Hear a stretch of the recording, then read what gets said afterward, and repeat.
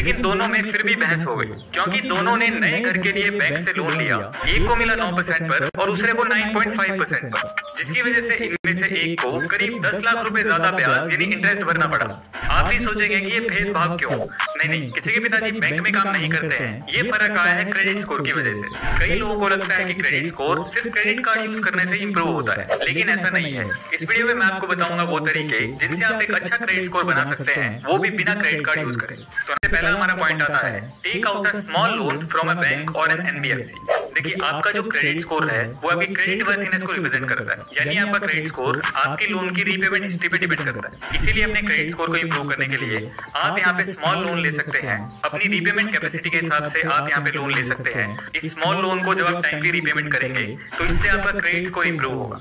बस आपको ध्यान ये रखना है कि आप उतना ही लोन लें जितना आप आसानी से यहाँ पे रीपेमेंट कर सकते हैं। अगर आपने एक भी दिन से यहाँ पे किसी भी ईएमआई को मिस किया तो आपके क्रेडिट स्कोर पे यहाँ पे नेगेटिव इंपैक्ट पड़ सकता है। लेकिन अगर आप टाइमली अपनी रीपेमेंट करते हैं तो इससे एक अच्छी क्रेडिट हिस्ट्री आपकी बनती है और आपका क्रेडिट स्कोर यहाँ पे इंप्रूव होता है। सेकंड पॉइंट हमारा यहाँ पे आता है ऑथराइज्ड यूजर। अगर आपके फैमिली एंड फ्रेंड्स में जिनके साथ आपके अच्छे रिलेशन है, अगर उनमें से कोई भी यहाँ पे किसी भी टाइप का लोन ले रहा है तो आप उनसे रिक्वेस्ट कर सकते हैं कि वो आपको एज एन ऑथराइज्ड यूजर अपने लोन में ऐड कर दें। इससे क्या होगा, जब भी वो अपने लोन की यहाँ पे टाइमली रीपेमेंट करेंगे उससे आपको भी यहाँ पे बेनिफिट मिलेगा। उनका क्रेडिट स्कोर अगर अच्छा होगा तो आपके क्रेडिट स्कोर पे भी यहाँ पे अच्छा इंपैक्ट पड़ेगा, क्योंकि आप उनके लोन अकाउंट में एज एन ऑथराइज्ड यूजर होंगे।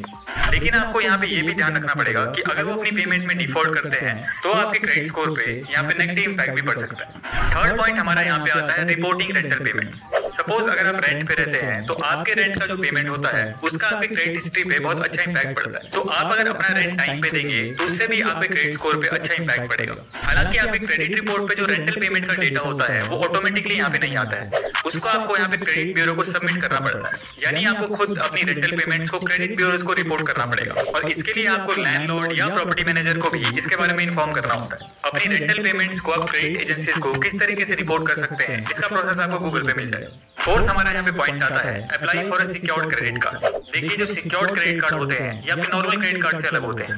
कैसे अलग होते हैं? क्योंकि ये कार्ड आपके फिक्स डिपॉजिट के अगेंस्ट सिक्योर्ड होते हैं। यानी फॉर एग्जांपल, मान लीजिए आपके फिक्स डिपॉजिट में यहाँ पे 60,000 रुपए पड़े, तो आप यहाँ पे उस एफडी के अगेंस्ट एक सिक्योर्ड क्रेडिट कार्ड ले सकते हैं जिसकी लिमिट होगी 60,000। अब इस चीज के यहाँ पे 2 से 3 बेनिफिट होंगे। पहला तो अगर आपको अर्जेंट पैसे की नीड है तो आपको अपनी एफडी को यहाँ पे नहीं तोड़वाना पड़ेगा, जिससे आपका इंटरेस्ट रेट वहां पे बचा रहेगा। दूसरा बेनिफिट है कि आपको यहाँ पे जो अपनी एफडी के अगेंस्ट सिक्योर्ड क्रेडिट कार्ड मिलता है उसका भी आपका यहाँ पे इंटरेस्ट फ्री पीरियड होता है करीब 2 महीने